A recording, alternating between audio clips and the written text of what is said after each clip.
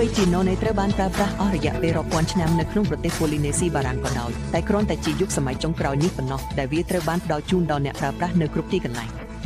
គ្មាននរណាម្នាក់ដែលស្គាល់ឬបានសិក្សាផ្លែណូនេយ៉ាងទូលំទូលាយជាងភ្ញៀវរបស់យើងគឺលោកវិជ្ជបណ្ឌិត Neil Solomon វិជ្ជបណ្ឌិត Solomon គឺជាវិជ្ជបណ្ឌិតដែលបានបណ្ដុះបណ្ដាលនៅសាកលវិទ្យាល័យ Johns Hopkins និងជាសមាជិកមហាវិទ្យាល័យមុននៅ Johns Hopkins និងសាកលវិទ្យាល័យដ៏ល្បីផ្សេងទៀតគាត់ក៏ជាអ្នកនិពន្ធដែលលក់ដាច់បំផុតនៅ New York Times ផងដែរគាត់គឺជាអគ្គលេខាធិការសុខភាពនិងអនាម័យផ្លូវចិត្តដំបូងរបស់រដ្ឋ Maryland បានបម្រើជាប្រធាននៃគណៈកម្មការរដ្ឋបាល4និងបានធ្វើជាអ្នកប្រឹក្សាសុខភាពដល់ប្រធានាធិបតីនិងអភិបាលអស់រយៈពេល18ឆ្នាំគាត់បានសរសេរជួរឈរពិគ្រោះយោបល់សុខភាពដែលមានការចែកចាយទូទាំងពិភពលោកសម្រាប់ Los Angeles Times Syndicate បច្ចុប្បន្នវិជ្ជបណ្ឌិត Solomon ធ្វើការជាអ្នកប្រឹក្សាអាហារូបត្ថម្ភសកលបម្រើហគ្រាសនិងអង្គការមិនមែនរដ្ឋាភិបាលនៃអង្គការសហប្រជាជាតិដូចជាក្រុមប្រឹក្សាអន្តរជាតិនៃសហគមន៍ដែលមានការថែទាំនិងសហគមន៍សម្របសម្រួលទំនាក់ទំនងនៃអង្គការសហប្រជាជាតិវិជ្ជបណ្ឌិត Solomon បានសិក្សាអំពីណូនេជិតមួយសវត្សរ៍ហើយសៀវភៅរបស់គាត់អំពីណូនេបានលក់បានជា1លានច្បាប់នៅសហរដ្ឋអាមេរិកតែម្ដងសូមចូលរួមជាមួយខ្ញុំក្នុងការស្វាគមន៍វិជ្ជបណ្ឌិត Neil Solomon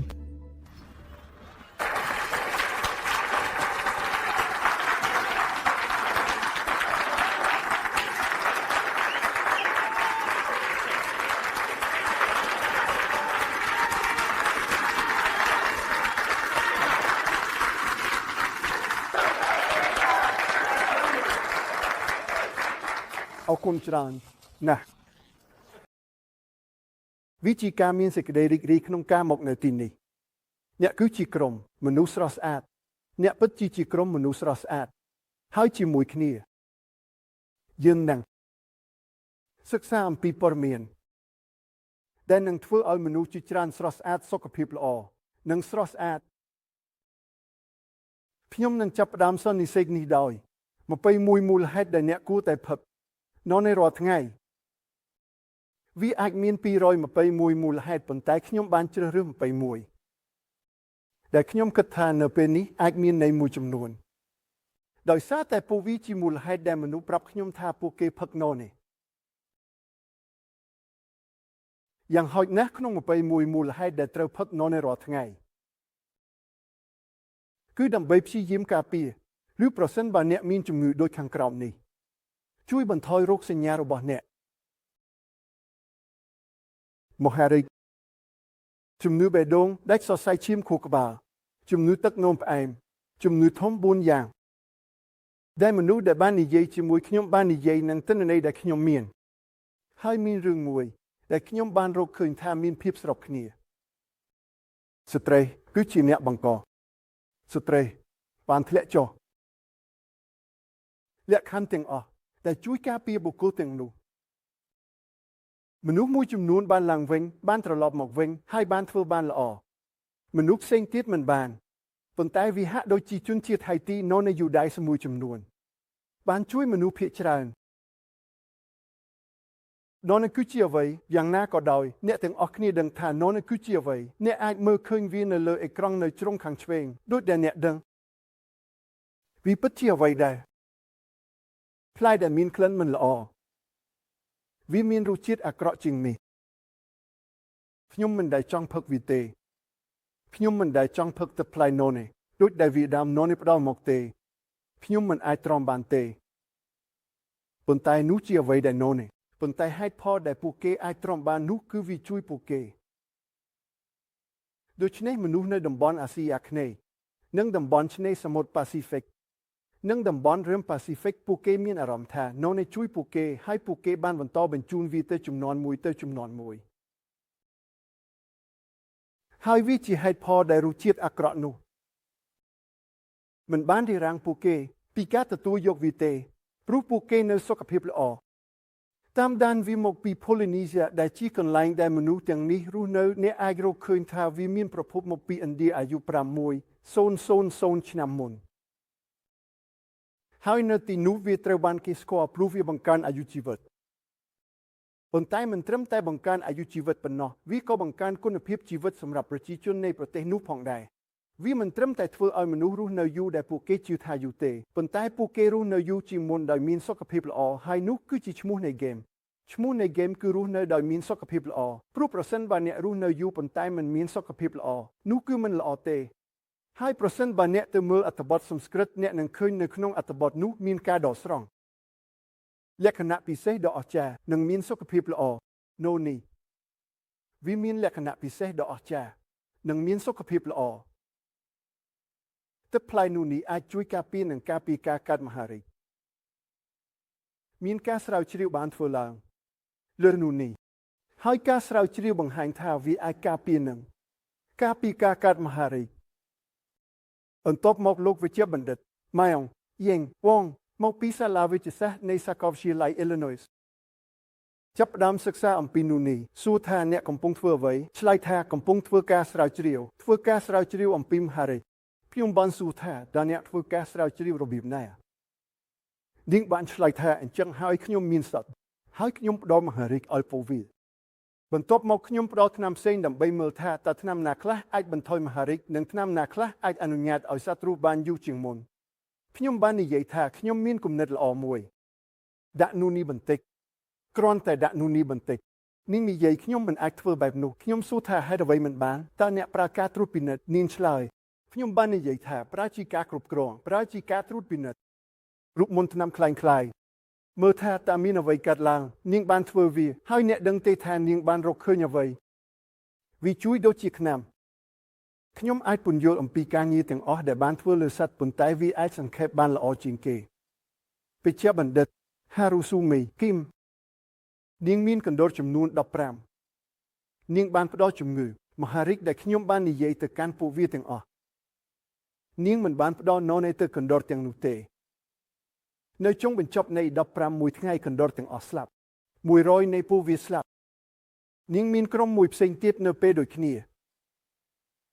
ហើយអ្វីដែលនាងបានធ្វើទៅក្រុមនោះគឺនាងបានបន្ថែមនរនេះហើយគ្រប់គ្នានៃពួកគេរស់គ្រប់គ្នានៃពួកគេរស់នោះគឺនៅក្នុងអត្ថបទខ្ញុំបានផ្ដល់ឲ្យអ្នកនៅឯកសារយោងនៅ Pharmacology ខែធ្នូឆ្នាំ1997នាងក៏បានបង្ហាញរឿងនេះផងដែររឿងនេះត្រូវបានបង្ហាញនៅសមាគមស្រាវជ្រាវមហារីកអាមេរិកនេះគឺជារឿងពិតតើខ្ញុំបាននិយាយថានរនេះព្យាបាលមហារីកទេនរនេះមិនព្យាបាលមហារីកទេប៉ុន្តែខ្ញុំជឿថានរនេះជួយដល់មនុស្សដែលមានមហារីកហើយខ្ញុំជឿថាផលប៉ះពាល់គឺតិចបំផុតឬគ្មានដូច្នេះតើអ្នកមានអ្វីដែលត្រូវបាត់បង់ការប្រែវិទ្យាទឹកផ្លែនរនេះអាចជួយដល់ជំងឺរលាកសន្លាក់គ្មានការសង្ស័យនៅក្នុងចិត្តខ្ញុំថាវាអាចបន្ថយរោគសញ្ញានៃជំងឺរលាកសន្លាក់បានឥឡូវនេះមុនពេលណានេះមកជាមួយមនុស្សបានប្រើ aspirin ជាចម្បងនិង ibuprofen ប៉ុន្តែបញ្ហាជាមួយ aspirin និង ibuprofen គឺពួកវាអាចបំផ្លាញផ្លូវអាហាររបស់អ្នកពួកវាអាចធ្វើឲ្យអ្នកមានជំងឺឈឺក្រពះឥឡូវនេះទិន្នន័យថ្មីបង្ហាញថាពួកវាអាចបង្កើនសម្ពាធឈាមរបស់អ្នកនិងធ្វើឲ្យអ្នកមានជំងឺសម្ពាធឈាមខ្ពស់50នៃមនុស្សទាំងអស់ដែលប្រើ aspirin ឬ ibuprofen មិនមែនតាមរបៀបណាមួយនោះទេមានរោគសញ្ញាផ្លូវអាហារចំពោះអ្នកដែលប្រើណូនេះហើយមាន1,575អ្នកបានប្រើវា78បាននិយាយថាវាជួយដល់រោគសញ្ញារលាកសន្លាក់របស់ពួកគេហើយវាជួយដល់រោគសញ្ញារលាកសន្លាក់របស់ពួកគេដោយគ្មានបញ្ហាផ្លូវអាហារដោយគ្មានការបង្កឲ្យពួកគេមានជំងឺឈឺក្រពះទឹកផ្លែណូនេះអាចជួយបន្ថយរោគសញ្ញាបេះដូងឥឡូវនេះតើអ្វីជាហេតុបង្កបញ្ហាបេះដូងមានអ្វីជាច្រើនដែលបង្កបញ្ហាបេះដូងប៉ុន្តែយើងនឹងនិយាយអំពី3រឿងដែលគ្មាននរណាដែលជាជាមួយមួយគឺអ្នកអាចមានការកកស្ទះអាចបិទសរសៃឈាមបេះដូងរបស់អ្នកប្រសិនបើវាបិទសរសៃឈាមបេះដូងរបស់អ្នកគ្មានអ្វីអាចឆ្លងកាត់បានឈាមមិនអាចឆ្លងកាត់បានវាមានអុកស៊ីសែននិងសារធាតុចិញ្ចឹមហើយវាជាងសរសៃឈាមបេះដូងគឺជាផ្នែកផ្សេងទៀតដែលគ្មានឈាមកោសិកានោះស្លាប់នៅពេលដែលជាលិកានោះងាប់នោះត្រូវបានគេហៅថាជំងឺដាច់សរសៃឈាមខួរក្បាលហើយនោះគ្រាន់តែមានន័យថា infarction មានន័យថាស្លាប់ myocardium គឺជាសាច់ដុំបេះដូងហើយនោះគឺជាអ្វីដែលអ្នកមាន បន្ទាប់មកវាប្រកាសថាអ្នកមានជំងឺបេះដូងសរសៃឈាមដែលគឺឈាមដូច្នេះពេលអ្នកឃើញឈាមនោះគឺជាជំងឺបេះដូងសរសៃឈាមភាគច្រើនវាកើតឡើងដោយសារការកកស្ទះជំងឺ myocardial infarction ទី2និងបន្ទាប់មកជំងឺសរសៃឈាមបេះដូងបន្ទាប់មកសម្ពាធឈាមនោះនេះអាចជួយបន្ថយសម្ពាធឈាមរបស់អ្នកឥឡូវនេះសម្ពាធឈាមកើនឡើងគឺជារឿងពិតវាគឺជាឃាតករដែលស្ងាត់វាស្ងាត់ប៉ុន្តែវាឈាតអ្នកមនុស្សដែលមានជំងឺលើសម្ពាធឈាមដែលគឺជាសម្ពាធឈាមខ្ពស់មានឱកាសខ្ពស់ជាងមនុស្សដែលមិនមានដល់7ដងក្នុងការបង្កឲ្យមានជំងឺដាច់សរសៃឈាមខួរក្បាលចំនួនធំយើងបាននិយាយអំពីការស្លាប់កោសិកាបេះដូងប្រសិនបើអ្នកមានសម្ពាធឈាមខ្ពស់អ្នកមានឱកាស4ដងក្នុងការបង្កឲ្យមានការស្លាប់កោសិកាបេះដូងជាងអ្នកដែលមិនមានសម្ពាធឈាមខ្ពស់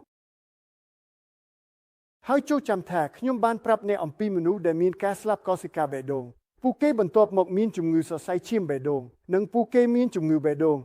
ហើយនៅពេលដែលជំងឺបេះដូងកើនឡើងដល់កម្រិតធ្ងន់ពួកគេនឹងចូលទៅក្នុងអ្វីដែលគេហៅថាជំងឺបេះដូងបង្ហូរឈាមហើយអ្វីដែលជំងឺបេះដូងបង្ហូរឈាមមានន័យថាបេះដូងមិនអាចបូមឈាមបានគ្រប់គ្រាន់ដូច្នេះវាមិនអាចបូមឈាមដើម្បីនាំយកអ្វីដែលអ្នកត្រូវការសរសៃឈាមនិងសារធាតុចិញ្ចឹមនិងអុកស៊ីសែនទៅកាន់កោសិកាទាំងអស់របស់អ្នកហើយនៅពេលដែលវាកើតឡើងនិងវាកើនឡើងដល់កម្រិតធ្ងន់អ្នកនឹងស្លាប់មនុស្សដែលមានជំងឺលើសឈាមពួកគេមានឱកាសស្លាប់ពីជំងឺបេះដូងបង្ហូរឈាមច្រើនជាងមនុស្សធម្មតាដល់5ដងតើធ្វើដូចម្តេចបានខ្លះនោះនេះអាចបន្ថយសម្ពាធឈាមវាអាចធ្វើដំណើរជាផ្នែកមួយដោយជាអ្នកពង្រឹងវាអាចពង្រឹងសរសៃឈាមនិងធ្វើឲ្យវាធំជាងមុនតើមានហេតុផលអ្វីដែលជួយថាវាធ្វើដូច្នេះទេមានសារធាតុមួយចំនួននៅក្នុងនោះនេះមានសារធាតុអាហារបំប៉នចំនួន150ផ្សេងគ្នាសារធាតុអាហារបំប៉នគឺជាសារធាតុគីមីនៅក្នុងនោះហើយមួយអាចជួយអ្នកបានហើយមួយក្នុងចំណោមវាគឺ scopoletin ហើយ scopoletin មានលក្ខណៈពិសេសជាច្រើនប៉ុន្តែមួយក្នុងចំណោមវាគឺវាពង្រឹងសរសៃឈាមរឿងមួយទៀតដែលនោះនេះអាចធ្វើបានគឺវាអាចបណ្ដាលឲ្យកោសិកាដែលផលិតអុកស៊ីតនីត្រិកផលិតអុកស៊ីតនីត្រិកច្រើនជាងមុនហើយវាអាចបាត់សរសៃឈាមរបស់អ្នកអេជាបណ្ឌិត Mona Harrison Jong បានគិតថានោះនេះធ្វើការតាមរយៈជាផ្នែកមួយតាមរយៈទំនាក់ទំនងរបស់វាជាមួយហូម៉ូននាងជឿថាដោយផ្ទាល់នោះនេះនឹងអនុញ្ញាតឲ្យហូម៉ូនត្រូវបានផលិតក្នុងបរិមាណដែលល្អប្រសើរជាងមុនហើយវាអាចជួយយើងបានហើយនោះជាកន្លែងដែលខ្ញុំបានយកគំនិតនិងបានបង្កើតពាក្យនេះសម្រាប់នោះនេះវាដើរតួជា adaptor តែមានន័យថាវាជួយអុកមាថាអរម៉ូនប្រសិនបើអ្នកត្រូវការច្រើនជាងនេះវានាំមកនៅវាប្រសិនបើអ្នកត្រូវការតិចជាងនេះវានាំវាចុះដោយសារតែមនុស្សនិយាយទៅខ្ញុំជានិច្ចវិជ្ជាបណ្ឌិត Solomon មកតើខ្ញុំអាចប្រើវាបានយ៉ាងដូចម្ដេចប្រសិនបើខ្ញុំមានសម្ពាធឈាមខ្ពស់ឬទាបហើយវាជួយខ្ញុំមកគឺប្រសិនបើខ្ញុំមានស្ករច្រើនពេកវាជួយខ្ញុំប្រសិនបើខ្ញុំមានស្ករតិចពេកវាជួយខ្ញុំមកវាដើរតួជា adaptogen ហើយមាន adaptogen ដែលគេស្គាល់ហើយខ្ញុំបានចាប់អារម្មណ៍ខ្លាំងលើវាទឹកផ្លែនោះនេះអាចជួយបង្កើនហើយគ្រប់គ្រងប្រព័ន្ធភាពស៊ាំ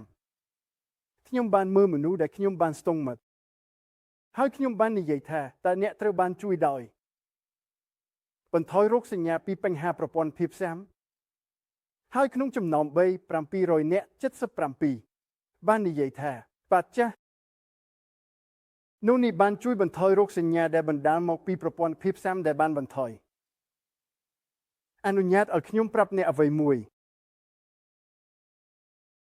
អូនេះគឺជាអ្វីមួយដែលខ្ញុំអាចនិយាយទៅអ្នកជួយប្រព័ន្ធភាពស៊ាំហើយអាចនិយាយទៅអ្នកមានវិទ្យាសាស្ត្រនៅពីក្រោយវាមិនចាំបាច់ប្រើអាចជួយបង្កើនថាមពល មានស្ថានភាពមួយហៅថា fibromyalgia Fibromyalgia មានន័យថាអ្នកឈឺចាប់នៅលើរាងកាយទាំងមូលវាគឺជាការពិតមុននេះគេគិតថាប្រសិនបើអ្នកមានវាអ្នកគឺជាមនុស្សដែលមានការព្រួយបារម្ភខ្លាំងគ្មានអ្វីខុសគ្នាជាមួយអ្នកទេវាគឺសុទ្ធតែមាននៅក្នុងក្បាលរបស់អ្នករោគសញ្ញា Fibromyalgia គឺថាអ្នកមានការឈឺចាប់ដែលខ្ញុំបានប្រាប់អ្នកមានការក្រិនអ្នកមានការឈឺក្បាលអ្នកមិនអាចភ្ញាក់ពីគេងនៅពេលព្រឹកអ្នកមានអារម្មណ៍ថាអាក្រក់ហើយក្នុងចំណោមអ្នកដែលមានជំងឺ Fibromyalgia ការខ្វះថាមពលគឺជាបញ្ហាធំមួយពួកគេមិនមានថាមពលគ្រប់គ្រាន់ទេហើយប្រសិនបើអ្នកមិនមានថាមពលគ្រប់គ្រាន់អ្នកមិនមានអារម្មណ៍ល្អទេហើយចំពោះមនុស្សក្នុងការស្ទង់មេរបស់ខ្ញុំ500អ្នក77បាននិយាយថាពួកគេមានថាមពលកើនឡើងហើយអ្នកដែលបានប្រើនោះនេះក៏បានធ្វើបានល្អជាមួយអ្វីផ្សេងទៀតក្រៅពីថាមពលវាបានជួយពួកគេគេងលក់ដែលជាបញ្ហាមួយវាបានជួយពួកគេពីការឈឺក្បាលដែលជាបញ្ហាមួយដូច្នេះវាបានចាប់ផ្ដើមបន្ថែមគ្នាទាំងអស់មានហេតុផលល្អថាមពលគឺជារឿងមួយផ្សេងទៀតខ្ញុំបានប្រាប់អ្នកថាមានវិទ្យាសាស្ត្រដែលពិតប្រាកដនៅពីក្រោយប្រព័ន្ធភាពស៊ាំនៅពីក្រោយនោះនេះជួយប្រព័ន្ធភាពស៊ាំខ្ញុំអាចប្រាប់អ្នកថាមានវិទ្យាសាស្ត្រដែលពិតប្រាកដនៅពីក្រោយនោះនេះជួយផ្ដល់ថាមពលបន្ថែមដល់អ្នកហើយវាមិនត្រឹមតែជួយមនុស្សដែលឈឺឲ្យមានថាមពលបន្ថែមទេវាជួយកីឡាករវាបង្កើនសមត្ថភាពរបស់ពួកគេវាបង្កើនកម្លាំងរបស់ពួកគេហើយដូចដែលខ្ញុំបាននិយាយផ្នែកថាមពលនេះគឺជាការពិតមែនទេរឿងបន្ទាប់គឺនោះនេះអាចជួយពង្រឹងរចនាសម្ព័ន្ធកោសិកាចាំទេខ្ញុំបានប្រាប់អ្នកអំពីនោះនេះអាចដើរតួនាទីជាអាដាប់តូសែនបានយ៉ាងដូចម្តេចអាចធ្វើឲ្យរឿងផ្សេងប្រសើរឡើងប្រសិនបើពួកវាត្រូវការឡើងអាចធ្វើឲ្យរឿងផ្សេងចុះលទ្ធផលចុងក្រោយគឺវាប្រសើរឡើងឈ្មោះវិទ្យាសាស្ត្រសម្រាប់រឿងនោះគឺស្ថានភាពសម្តុល្យឲ្យវាធ្វើឲ្យរាងកាយមានសម្តុល្យឲ្យនោះជារឿងដែលវាធ្វើវាត្រូវបានគេហៅថាស្ថានភាពសម្តុល្យឲ្យវាអាចធ្វើឲ្យវាឡើងឬធ្វើឲ្យវាចុះខ្ញុំជឿថានោះនេះអាចដើរតួនាទីពេជ្រអង្ស៊ីមជួសជុលណែនោះនេះអាចជួយមនុស្សដែលមានរោគសញ្ញាបបមានជំងឺទឹកនោមផ្អែមបានទេចម្លើយគឺបច្ចាខ្ញុំជឿថាវាអាចជួយមនុស្សដែលមានរោគសញ្ញាបបមានជំងឺទឹកនោមផ្អែមចូលចាំថាយើងបាននិយាយអំពីអុកស៊ីតនីត្រិកមុននេះហើយវាធ្វើឲ្យសរសៃឈាមពង្រីកយ៉ាងដូចម្តេចរឿងមួយទៀតដែលធ្វើឲ្យសរសៃឈាមពង្រីកគឺ scopolamine ក៏ធ្វើឲ្យសរសៃឈាមពង្រីកផងដែរនោះជួយបង្កើនការប្រឡូកឈាមហើយមនុស្សដែលមានជំងឺទឹកនោមផ្អែមជាញឹកញាប់មានបញ្ហាជាមួយភ្នែករបស់ពួកគេហើយមូលហេតុមួយគឺពួកគេមិនមានអុកស៊ីសែននិងសារធាតុចិញ្ចឹមគ្រប់គ្រាន់ទៅកាន់ប៉ាក់ភ្នែករបស់ពួកគេ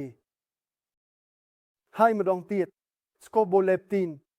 និងអុកស៊ីតនីត្រិកអាចជួយបានហើយនេះ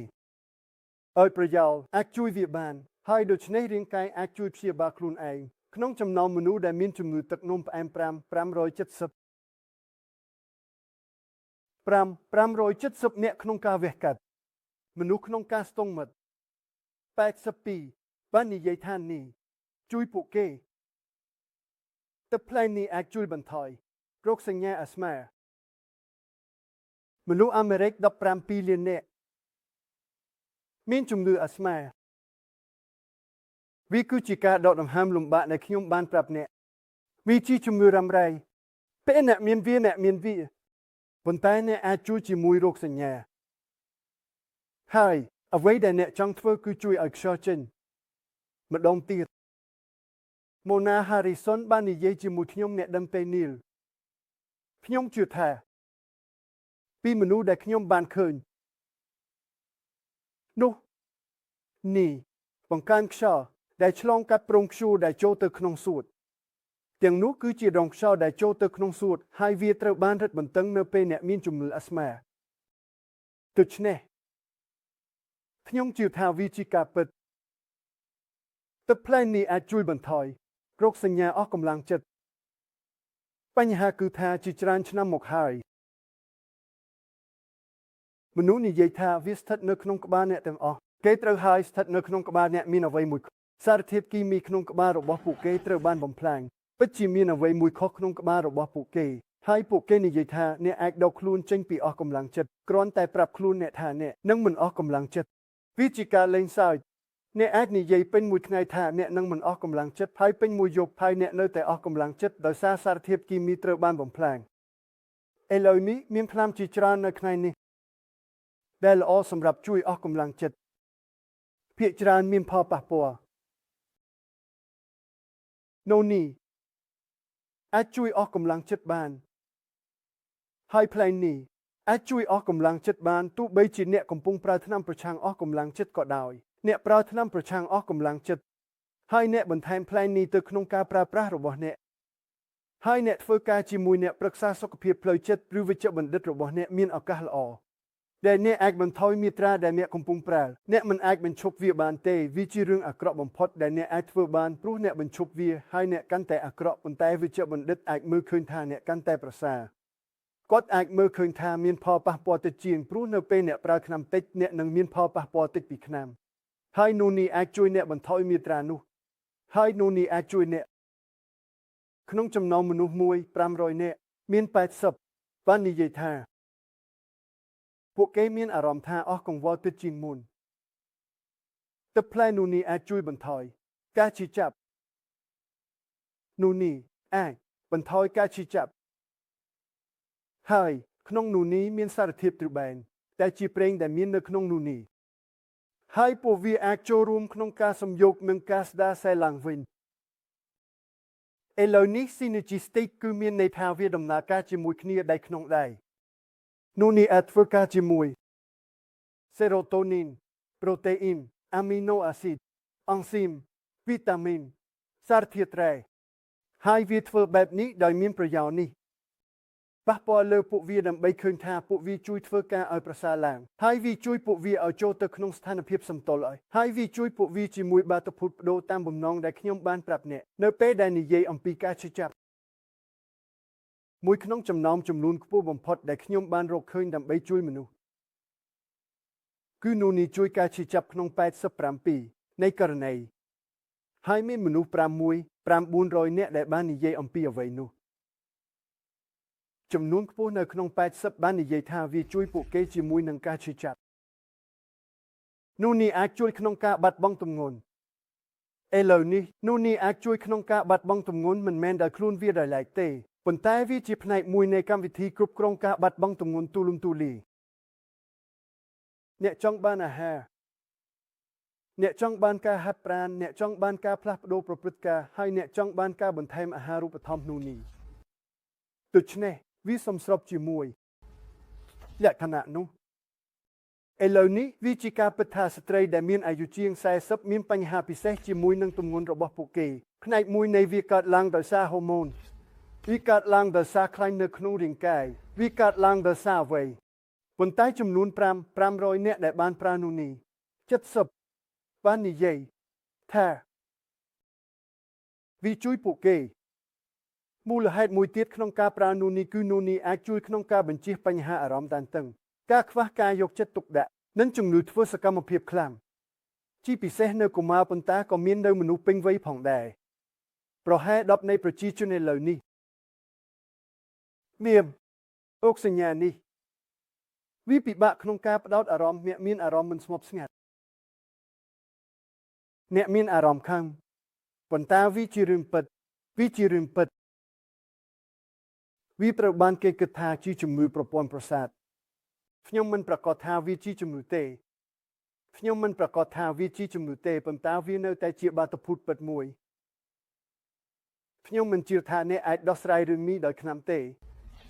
នេះជារឿងមួយយើងនិយាយបែបនេះទៅ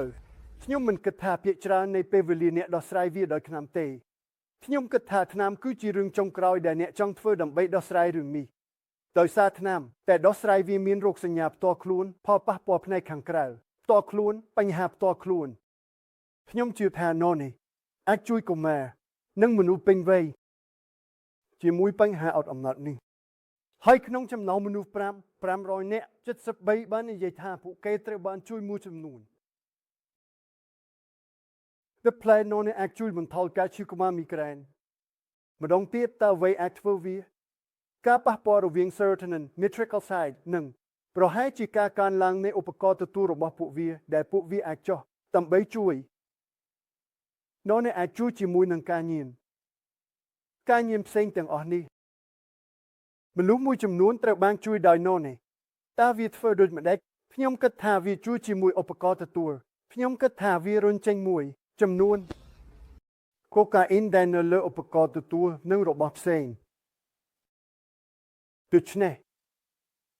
វាជាមូលហេតុមួយទៀតដើម្បីប្រើនោះនេះវាអាចជួយអ្នកជក់បារីអ្នកដែលជក់បារីវាអាចជួយអ្នកឲ្យបោះបង់ចោលទម្លាប់នេះ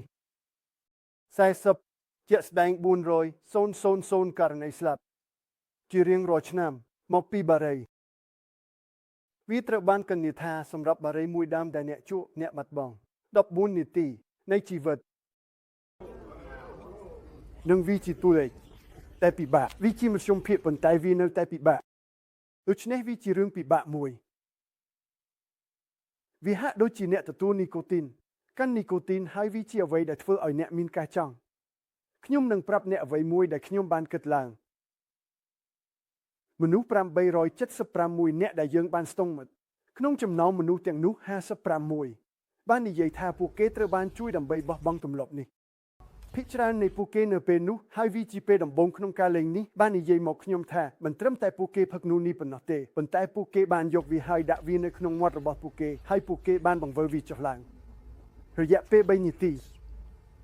ហើយខ្ញុំជឿថាវាជួយហើយបន្ទាប់មកពួកគេបានលេបវាដូច្នេះអ្នកទទួលបានផលពីដងលុយរបស់អ្នកហើយវាគួរឲ្យចែករំលែកគន្លឹះនោះទៅកាន់មនុស្សខ្ញុំគិតថានោះនេះអាចជួយបន្ថយរោគសញ្ញានៃជំងឺដាច់សរសៃឈាមខួរក្បាលចាំទេយើងបាននិយាយអំពីការច្របាច់ឈាមមុននេះ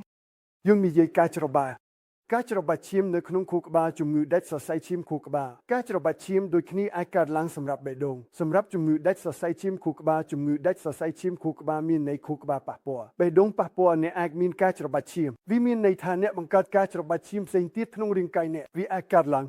វាខូចចេញនៅកន្លែងណាដែលវាទៅវាធ្វើឲ្យវាខ្ទប់បន្ទាប់មកអ្នកនឹងទទួលបានអ្វីដែលអាក្រក់នោះវាទៅដល់ខួរក្បាលមានប្រសិនបើវាទៅដល់បេះដូងអ្នកនឹងមានជំងឺបេះដូងវាទៅដល់តម្រងនោមជំងឺតម្រងនោមឈឺចាប់សិនបើវាទៅដល់សួតអ្នកនឹងមានជំងឺសួតឈឺចាប់ដូច្នេះនៅកន្លែងណាដែលវាទៅអ្នកនឹងមានបញ្ហាខ្ញុំជឿថានោះនេះអាចជួយបានហើយពិតជាអាចជួយបញ្ហាដែលកើតឡើងពីបញ្ហានោះក្នុងចំណោមមនុស្ស1800នាក់មាន53បាននិយាយថាពួកគេមានអារម្មណ៍ល្អប្រសើរឡើងបន្ទាប់ពីពួកគេបានប្រើនោះនេះអាចជួយបន្ថយកូលេស្តេរ៉ុលរបស់អ្នកហើយហេតុផលដែលនោះនេះអាចជួយបន្ថយកូលេស្តេរ៉ុលរបស់អ្នកគឺដោយសារតែនោះនេះជាអង់ទីអុកស៊ីដង់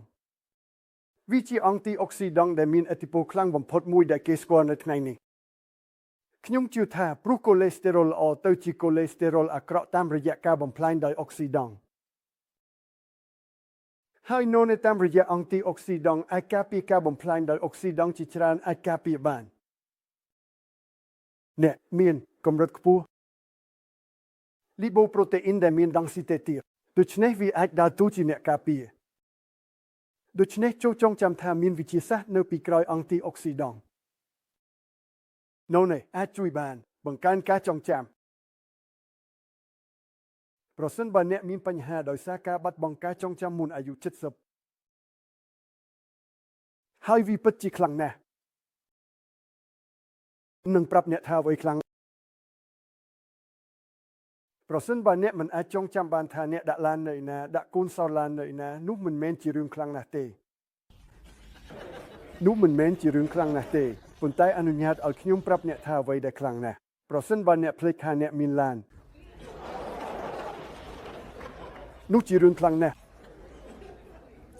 ហើយនៅពេលខ្ញុំនៅ Hopkins ខ្ញុំតែងតែប្រើវាជាការធ្វើតេស្តមួយសម្រាប់ជំងឺ Alzheimer ហើយពិតប្រាកដណាស់វាល្អណាស់សម្រាប់អ្វីទាំងអស់ដែលមានវិទ្យាសាស្ត្រខ្ពស់ប្រសិនបើពួកគេអាចប្រាប់ខ្ញុំបានអញ្ចឹងហើយពួកគេមិនដឹងថាដាក់កូនសោឡានឬសម្បត្តិនៅណានោះមិនបានធ្វើឲ្យខ្ញុំបារម្ភទេនោះគឺជាការបាត់បង់ចងចាំដែលមិនគ្រោះថ្នាក់ប៉ុន្តែពួកគេបានប្រាប់ខ្ញុំពួកគេមិនចាំថាពួកគេមានឡានទេនោះជាបញ្ហាចំណុចកាត់គឺ70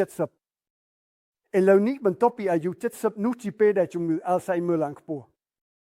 មុនអាយុ70វាខ្លាំងណាស់ដែលអ្នកនឹងមានជំងឺ Alzheimer ភាគរយគឺទាបណាស់ក្នុងប្រជាជនដោយគ្រាន់តែមើលវាតាមស្ថិតបន្ទាប់ពីអាយុ70វាចាប់ផ្ដើមកើនឡើងហើយវាកើនឡើងរៀងរាល់ឆ្នាំបន្ទាប់មកក្នុងចំណោមមនុស្ស500នាក់ដែលបានផ្ដល់នូនីសម្រាប់បាត់បង់ចងចាំ73បាននិយាយថាវាជួយពួកគេក្នុងការចងចាំទឹកផ្លែនូនីអាចជួយប្រព័ន្ធប្រសាទនូនីខ្ញុំជឿថាជួយក្នុងការជំរុញរំញោចអុកស៊ីតនីត្រេតចាំទេយើងបាននិយាយអំពីវាហើយនៅឆ្នាំ1998វិជ្ជបណ្ឌិត Robert Foucault Fred Murray និង Louis Ageno បានមកដល់ជាមួយផុសតាងថាអុកស៊ីតនីត្រិកគឺជាធាតុសំខាន់ណាស់ត្រេកស៊ីតគឺជាម៉ូលេគុលមួយដែលអាចទៅជុំវិញនឹងនិយាយជាមួយម៉ូលេគុលផ្សេងទៀតហើយដូច្នេះពួកគេអាចចងចាំរឿងផ្សេងហើយខ្ញុំបានយកការងារនោះហើយបន្ទាប់មកខ្ញុំបានអនុវត្តវាលើនូនីខ្ញុំបាននិយាយថាតើវាអាចជាអ្វីមួយដែលនូនីកំពុងធ្វើទេហើយតើនូនីអាចជួយបានទេហើយខ្ញុំជឿថាវាអាចជាអ្វីមួយដែលនូនីកំពុងធ្វើនូនីអាចជួយក្នុងការបណ្ដេញពុល4តំបន់នៃរាងកាយរបស់អ្នកដែលបណ្ដេញពុលបានល្អបំផុតគឺថ្លើមតម្រងនោមសួតនិងស្បែកបានបង្ហាញថានូនីអាចជួយបង្កើនការបណ្ដេញពុលបាន50វាគឺជាចំនួនធំមួយតើនូនីអាចជួយក្នុងការថែទាំស្បែកបានទេក្នុងចំណោមមនុស្ស877នាក់78បាននិយាយថាបាទនូនីបានជួយហើយវាបានជួយពិតប្រាកដដោយការកាត់បន្ថយស្នាមជ្រួញកាត់បន្ថយភាពស្ងួតបង្កើនភាពយឺតនិងបង្កើនភាពរលោងនិងស្រស់ស្អាតហើយវាបានជួយដោយសារតែជាតិស្ករដែលមាននៅក្នុងវាអាស៊ីតខ្លាញ់និងអាស៊ីតប៊ុយត្រិកដែលមាននៅក្នុងវារឿងផ្សំទាំងអស់ដែលមាននៅក្នុងនូនីវាជារបស់ល្អនិងរឹងមាំសរុបមកផឹកនូនីរាល់ថ្ងៃផឹកទឹកផ្លែនូនីឲ្យគ្រប់គ្រាន់រាល់ថ្ងៃផឹកទឹកផ្លែនូនីអស់រយៈពេលយូរដើម្បីឃើញផលប្រយោជន៍ហើយជាមួយនឹងនេះខ្ញុំសូមនិយាយថាអាមែន